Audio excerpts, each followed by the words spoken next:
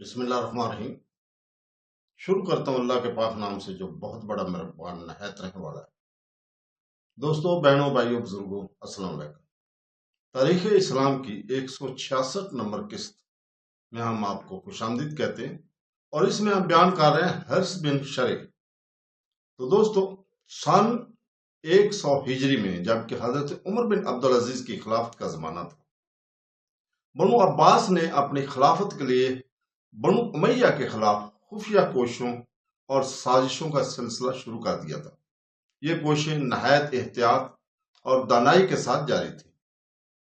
حضرت صلی اللہ علیہ وسلم کی بعض احادیث کو خاص طور پر شائع کیا جاتا تھا۔ بعض روایات مسلطن وضع بھی کر لی گئی تھی۔ بعض روایت میں کچھ فقرات اضافہ کر دیے گئے تھے، جن سب کا منشا یہ تھا کہ لوگوں کو اس بات کا کامل یقین دلایا جائے کہ خلافت اسلامیہ بنو عباس میں ضرور آئے گی اور بہت جلد آئے گی۔ اس کے علاوہ بنو ہاشم کا حقدار خلافت ہونا اور بنو امیہ کا ناجائز طور پر برسر اقتدار حکومت آ جانا چونکہ پہلے ہی سے انقلابی جماعتوں کے لیے بطور ایک زبردست ہتھیار کا استعمال ہو رہا تھا، لہذا ان باتوں سے بھی خوب فائدہ اٹھایا گیا۔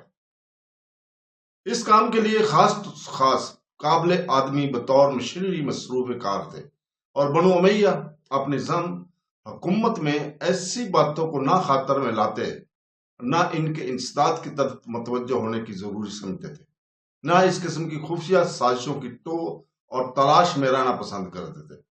فاطمیوں اور علویوں نے بھی عباسیوں کے متوازی اس قسم کی کوششیں اور سازشوں کا سلسلہ پہلے ہی سے باقاعدہ جاری کر رکھا تھا، اور یہ تمام سلسلے خراسان ہی میں نشو و نما پا رہے تھے، کیونکہ خراسان ہی کی آب و ہوا ایسی کوششوں اور سازشوں کے لیے زیادہ موافق اور موزوں تھی۔ خراسان میں ازو کے نامور قبیلے کا سردار حرث بن شریح خاص طور پر علویوں اور فاطمیوں کا شہدائی تھا۔ چنانچہ سن 116 ہجری میں اس نے سیاہ کپڑے پہنے اور لوگوں کو اتباع کتاب اور سنت اور بیت امام رضا کی دعوت دی، اور فاریاب میں پہنچ کر اس کام کا شروع کیا۔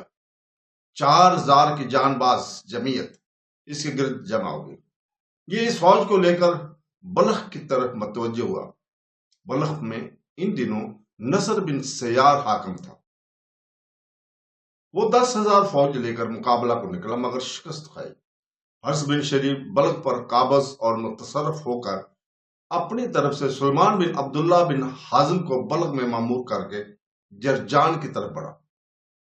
بڑی آسانی سے جرجان پر بھی قابض اور متصرف ہو کر مرو کی طرف متوجہ ہوا۔ مرو میں عاصم بن عبداللہ نے لوگوں کو جمع کر کے مقابلے پر آمادہ کرنا چاہا، لیکن یہاں بھی پہلے ہی سے حرث بن شریح کے ساتھ لوگوں کو خط و خطابت جاری تھی۔ حرث بن شریح کی جماعت 60,000 تک پہنچ چکی تھی، جس میں ازد و تمیم کے نامی سردار اور فاریاب اور تلقان کے ذمہ دار سب شامل تھے۔ ادھر عاصم بن عبداللہ نے بھی مقابلے کے لیے تمام ممکن کوششوں سے کام لیا۔ حرث بن شریح نے مرو پر نہایت جرأت کے ساتھ حملہ کیا، مگر عین مقابلے کے وقت اس کی فوج میں 4000 آدمی ازو و تمیم کے کٹ کر عاصم کی فوج میں آ ملے، جس کا نتیجہ یہ ہوا کہ حرث بن شریح کے ہمراہیوں کے جرأت اور دلیری اور جوش و خروش میں کسی قدر فرق آ گیا، مگر لڑائی بڑے زور شور سے ہوئی۔ نتیجہ یہ ہوا کہ حرث بن شریح شکست کھا کر پیچھے کو لوٹا اور عاصم نے اس کا تعاقب نہ کیا۔ عاصم نے مناظر رہبان کے قریب پہنچ کر اپنا خیمہ نصب کیا تو اس کے پاس کل 3000 سوار آ کر جمع ہوئے۔ حرث بن شریح نے اس کے بعد اپنی حالت کو پھر درست کر لیا اور وہ اپنے مقبوضات کو خراسان میں جلدی ترقی دیتا رہا۔ ان حالات سے مطلع ہو کر دمشق سے حشام بن عبد الملک نے عاصم سے جواب طلب کیا کہ عاصم نے لکھا کہ خراسان کا تعلق براہ راست چونکہ دمشق یعنی دربار خلافت سے ہے، اس لیے اطلاعات کے جانے اور وقت ضرورت مدد کے آنے میں توقف ہوتا ہے۔ مناسب یہ ہے کہ جس طرح پہلے خراسان کا صوبہ عراق کے متحد تھا، اسی طرح اس کو اب بھی عراق کے متحد کر دیا جائے تاکہ بصرہ کوفہ سے جلد امداد پہنچ سکے۔ حشام بن عبد الملک نے اس رائے کو تو پسند کیا، मगर आसिम बिन अब्दुल्ला को खरासान के हुक्म से मजबूर कर दिया और खालिद बिन अब्दुल्ला कसरी गवर्नर इराक को लिखा कि तुम अपने भाई असद बिन अब्दुल्ला को फिर खरासान का हाकिम बनाकर भेज दो। आसिम को जब अपनी मजूली और इस जदीद इंतजाम की खबर पहुंची तो इसने हर्ष बिन शरी के साथ मुसालत करके ये तजवीज की कि आओ हम दोनों हिशाम बिन अब्दुल मलिक के तबलीगी खत लिखें और किताब और सुन्नत अमल करने की दावत दें। अगर वो इनकार करे तो दोनों मुतफिक होकर इसकी मुखालफत में कोशिश होंगे। लेकिन ये मुसालत तादेर कायम न रह सकी और नतीजा खेज साबित ना हुई। दोनों में किसी बात पर इन होगी और लड़ाई तक नौबत जा पहुंची।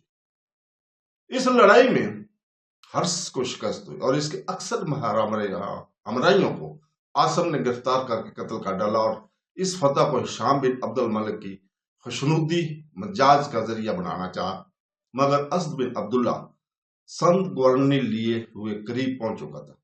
इसने आते ही आसिम को गिरफ्तार कर लिया। यह वाकया सन 117 का है।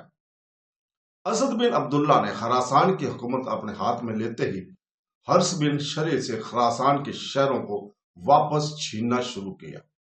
बलक को लेकर तरमज का किस्त किया।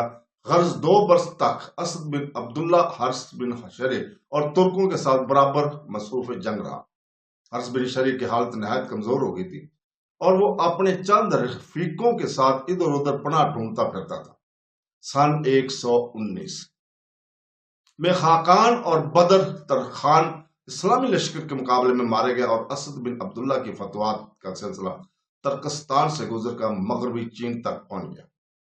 माह रबीउल अव्वल सन 120 हिजरी में असद बिन अब्दुल्ला कसरी मुकाम बलग में फौत हुआ। मरते वक्त इसने जाफर बिन हंजला नहरवानी को अपना जानशीन बनाया, जिसने 4 महीने अमारत की। इसके बाद माह रजब में नजर बिन सैयार खरासान का गवर्नर मुकर्रर हुआ। इसी साल यानी सन 120 हिजरी में हिशाम बिन अब्दुल मलिक से खालिद बिन अब्दुल्ला गवर्नर इराक के मुहाफिजों ने इसकी शिकायत की। हिशाम बिन अब्दुल मलिक ने खालिद बिन अब्दुल्ला को गवर्नरी इराक से माजूल करके यूसुफ बिन उमर शकफी को संत गवर्नरी अता की। यूसुफ बिन उमर शकफी एक तरफ आबद और जैद था तो दूसरी तरफ सफाक और अहमद भी था।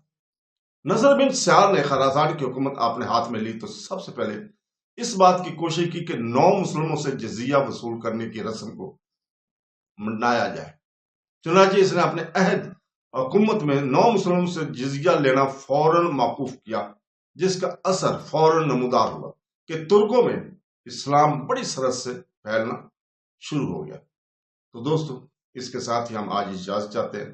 कल तक के लिए, कल इंशाअल्लाह ताला इसी वक्त फिर आपके सामने हम अगली किस्त 167 नंबर लेकर हाजिर होंगे और अल्लाह ताला से दुआ करते हैं कि वो हमें कुरान पाक और हदीस नबवी पर चलने की तौफीक अता फरमाए। आमीन सुम आमीन। अल्लाह हाफ़िज़।